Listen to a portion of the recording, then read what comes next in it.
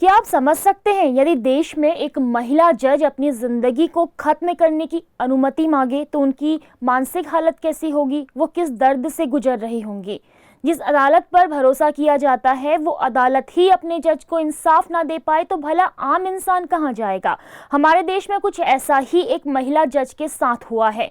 ना ही महिला जज को न्याय मिला और ना ही उनकी बात को किसी ने सही से सुना या समझा, जिस कारण पिछले 1.5 साल से वो महिला जज चलती फिरती लाश बनकर रह गई है और अब मौत को गले लगाना चाहती है। इंसाफ तो मिला नहीं, इसलिए अब महिला जज ने चीफ जस्टिस को पत्र लिखकर इच्छा मृत्यु देने की मांग की है। इस मामले के सामने आने के बाद पूरे देश की न्याय व्यवस्था व महिलाओं की सुरक्षा को लेकर भी बड़े सवाल खड़े हो गए हैं। आइए पूरा मामला आपको बताते हैं।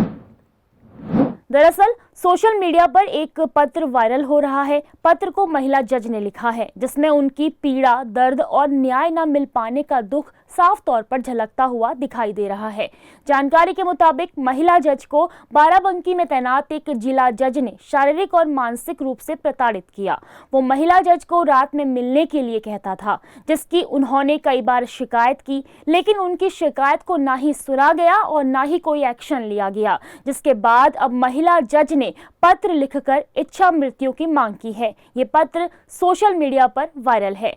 आइए बताते हैं पत्र में महिला जज ने क्या कहा।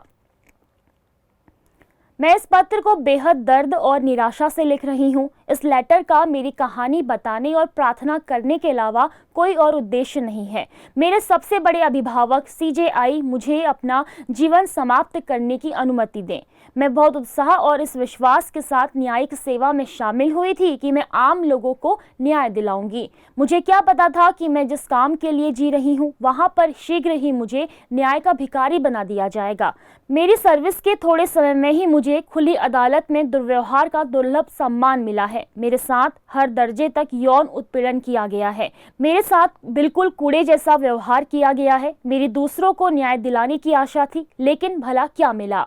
मैं भारत में काम करने वाली महिलाओं से कहना चाहती हूँ कि वो यौन उत्पीड़न के साथ जीना सीखे। ये हमारे जीवन का सत्य है। यौन उत्पीड़न से महिलाओं का संरक्षण अधिनियम एक्ट हमें बताया गया सबसे बड़ा झूठ है। कोई हमारी नहीं सुनता, किसी को कोई फर्क नहीं पड़ता। अगर आप शिकायत करेंगे तो आपको प्रताड़ित किया जाएगा। जब मैं ये कहती हूँ कि कोई हमारी नहीं सुनता तो इसमें सुप्रीम कोर्ट भी शामिल है।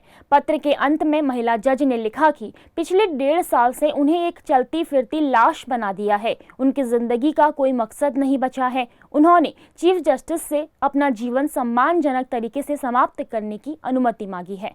बता दें कि ये मामला साल 2022 का है। प्रताड़ना के बाद महिला जज ने हाईकोर्ट से लेकर विभाग तक को पत्र लिखा। हाईकोर्ट की आंतरिक समिति से शिकायत की। जांच शुरू होने में ही 6 महीने लग गए। 1000 से ज्यादा मेल किए, लेकिन कोई न्याय नहीं मिला। वहीं महिला जज के अनुसार जो जांच हो रही थी उसमें भी पूछताछ में गवाह जिला जज के तत्काल अधीनस्थ हैं। ऐसे में भला कोई जूनियर कैसे अपने सीनियर के खिलाफ गवाही दे सकता है। महिला जज ने जिला जज के स्थानांतरण की भी बात कही, लेकिन किसी ने ध्यान नहीं दिया। उन्होंने कहा, मैं मई 2023 से यूपी के जेल में तैनात हूँ। कहीं कोई सुनवाई नहीं हुई, किसी ने मेरी बात नहीं सुनी। दिल्ली में मुझे केवल 8 सेकंड मिले और मेरी याचिका खारिज कर दी गई। अब मेरे सामने कोई रास्ता नहीं बचा, जिसके चलते मैंने ऐसा कदम उठाया है। वहीं बताया जा रहा है कि पत्र वायरल होने के बाद CJI ने supreme court secretary general Atul M कुरहेकर को इलाहाबाद हाईकोर्ट प्रशासन से स्टेटस रिपोर्ट मांगने के लिए कहा है।